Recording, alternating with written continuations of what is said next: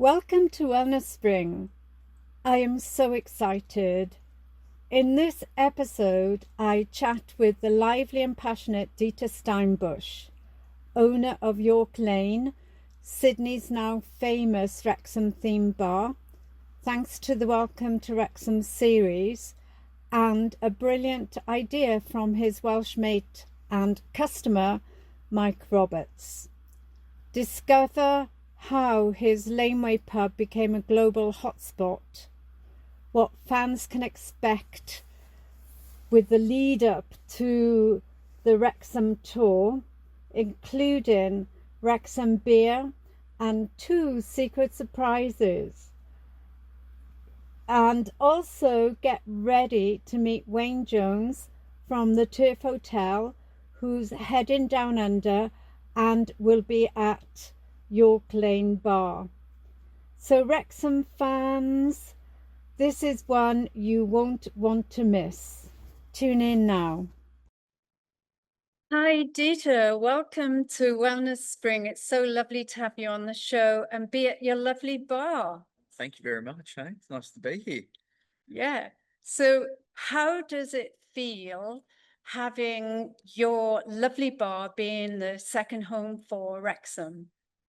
Wow, it's the second home. I haven't heard that, but it sounds I'm chuffed. I'm honoured. No, I'm really look, having watched the show and seen the story, and seen everything that's happened. Yeah, it's a great journey to be on. Thank you. Yeah. Yeah. So who or what inspired you to set up this Wrexham themed bar? It was during COVID, having watched Ted Lasso, and having a establishment in the city with everyone sort of now working from home, and just all the doom and gloom that was going out there, whether I was going to have a cafe, a business, like football. This is my passion. I love what I do.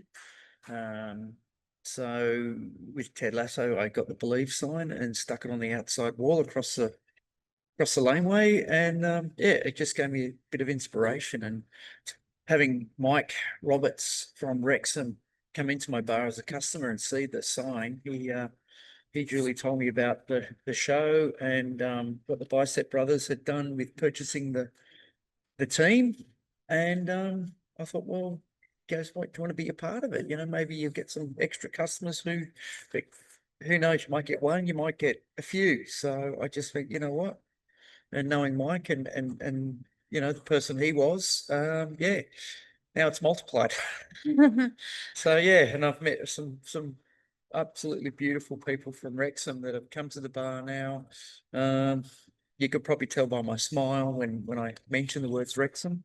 There's nothing to hide. It's a truly amazing community. I'm not going to lie. Hardham.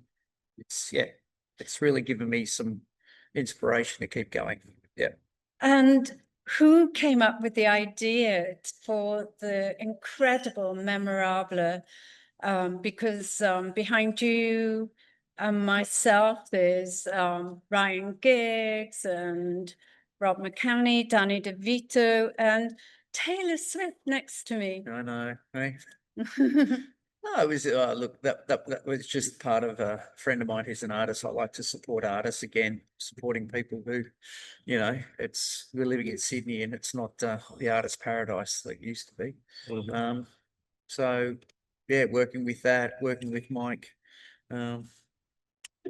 watching the show, thought, yeah, why not put not the best looking Rob, I'm sorry, but yeah, and Danny DeVito having a lovely girl from Wrexham come and work here for a little while before she couldn't afford to stay living in Sydney. So what does it feel like having the Wrexham supporters coming in? I don't know. I'm just like waiting for this surprise. So far we've had quite a few over the last couple of weeks. And when they sit at the bar for 5 hours having a drink and talking, and you're trying to do your work, but you want to give them, you know, they've made the effort to come and see you. You want to give them that time, and that's actually been quite tough for me, to try and do everything, because I'm a sort of a one-man band, especially in the afternoons, because of, you know, the costs of everything and so forth. But again, like I said to you before, they come in, the smile comes on your face, and you think that's all worth it, you know, and especially having the conversations with them. Especially one afternoon when there was Tim from Wrexham, he met somebody else from Wrexham, and then they were talking, and Tim's offering to buy the other guy's beers, and the guy's going, "Man, I've got to pick up my kids. I can't." Oh, okay, one more. And that's priceless. I'm sorry. That's just, you know, money doesn't buy that happiness. It's just, you know, well, it buys you a beer, but you know, it's great. Yeah, love it. What have you got planned for the big day, the big game here? I'm just gonna wait and see. With everything that's sort of hasn't gone my way over the last 5 years since COVID, I can't get too excited, because I've been let down so many times by so many people and so many things that are beyond my control. So I'm just gonna take it, try and plan as much as I can, and see who comes through the door, whether it's Ryan, Rob, Wayne, Phil, or Paul. I don't know. You know what I mean? It's Yeah, bring it on, I say. yeah, exactly. Yeah. And we'll be talking to Wayne shortly, and I believe that you've been in communication with him. He sent me a text, yes, which I've screenshotted. Thanks, Wayne. I showed a few customers. I'm like, oh yeah, look at this. No, I've had customers go over there, and he's bestowed upon me a glass and a cup and a shirt. And then I've had now people from Wrexham come over, so I've just given him one of the It's Always Sunny in York Lane t-shirts. So yeah, it's like I said, it's great. It's great to be a part of something so far away. Yet, you know, here we are in a little bar in the back lane of Sydney, and yeah, it's fantastic. Absolutely fantastic. Sorry. Yeah, well, Here's my smile gone. No, sorry. Do it.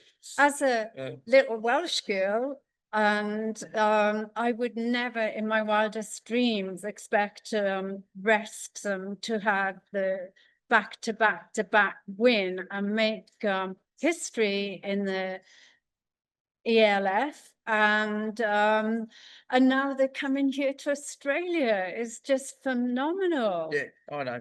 Yeah. It's you know, like I said, you're so far away. Look, we're not the biggest population, but I think what you'll find in Australia, and what boys will find, there's a certain there's a passion lying underneath that I don't know, underneath the surface, that I think I know I've seen it already from my customers. The amount of customers now that have booked tickets because of their affiliation with York Lane.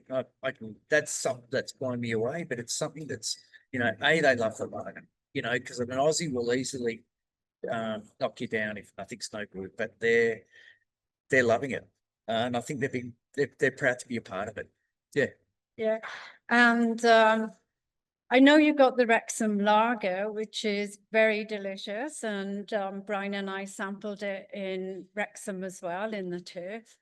But have you thought about maybe having a surprise cocktail, make up a name like the Little Red Dragon or the Fiery Dragon? I have talked to Mike about certain food. I have tried to scout a Welsh Scotch as well. So look, I think in the next before July, I think there might be some little surprises coming up that we'll just put on the menu. But I think at the same time, I think I know Wayne doesn't want to have Vegemite, but we could do maybe we could do something. You know, we'll do something that maybe the people from Wales might like to try from.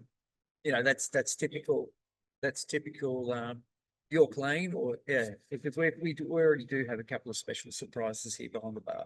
Yeah, because it's such an eclectic bar. I thought you must have something brewing up somewhere. Yeah, well, like I said, I've done two things, but I can't tell you what they are. All right, so Okay. yeah, I look and forward. I'd be very chuffed if Wayne would put those on the menu. Yeah. At the turf. Yeah. Yeah. I look forward to coming here on the day because you never know what surprise people might be here at York Lane. And also, what is your take, your personal take on why do you think that this story about Wrexham has gone global? One thing I've noticed since the pandemic, and probably people working from home and that lack of social connectivity, that's now become, because I've put a few events on, and now, then this is prior and now post, and I'm seeing them really take off because people want to be a part of something. They're missing a connectivity to social parties, or I don't know what you call it, but and I think the boys have resonated something that connects to a lot of people, and what they've done I think is absolutely fantastic, and it's what I try and do at my bar, is to make it a home, make somebody can feel like they can just walk in from whoever they are, whatever race, whatever color, you can come in and feel a connection. Yeah. And I think that they've done that really well with, and I think people probably, I think the Welsh people as well, back it up. Yeah, that's why I think it's really touched a lot of people, and the stories they've told and what it's brought to people, it's a positive. Yeah. Yeah. Well, I personally think bar owners and bartenders are a bit like hairdressers. Everyone tells them their problems, their life stories. Have you got any positive stories to share from any of your customers? Oh, yes, that's a hard one because I've got so many and I don't have the best memory, due to my encephalitis. But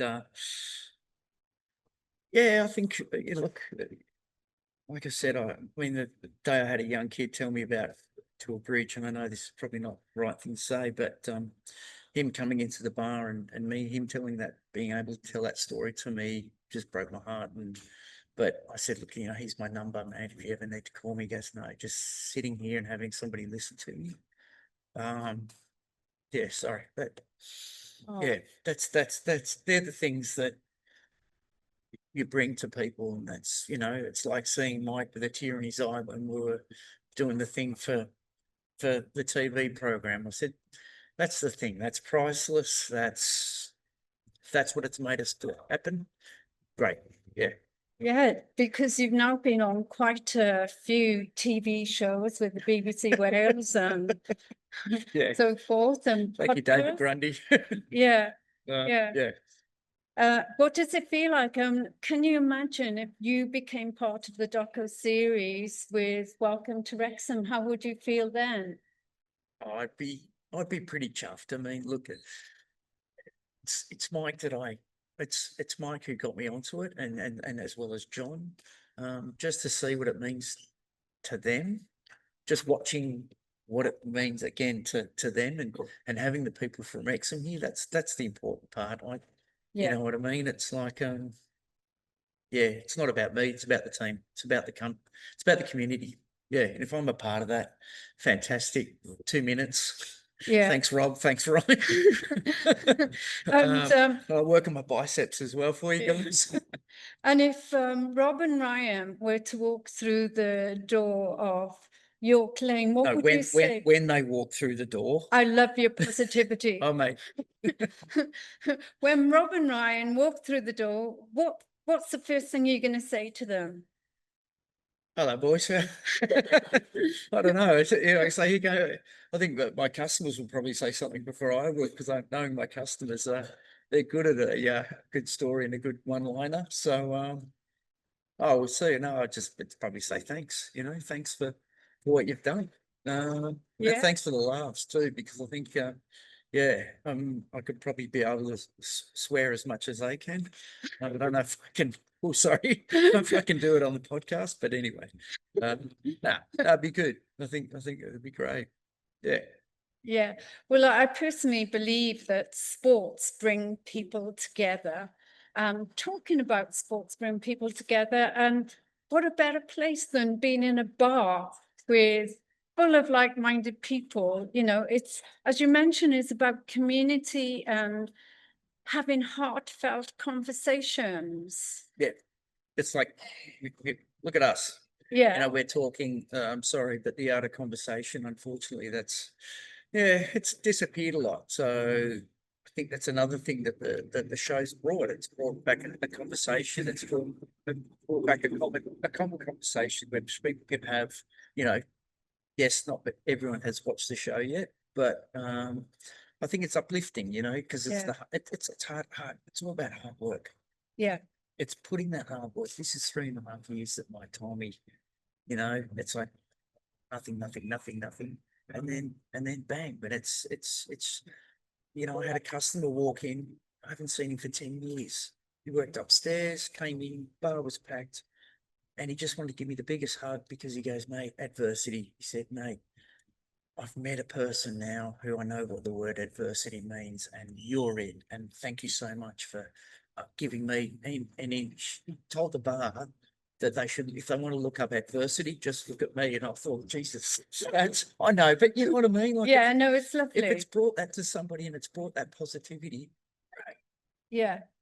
And we absolutely loved having you more or less to ourselves the other day, Brian and I in the bar, and telling us all about your life story and your passion for bike riding.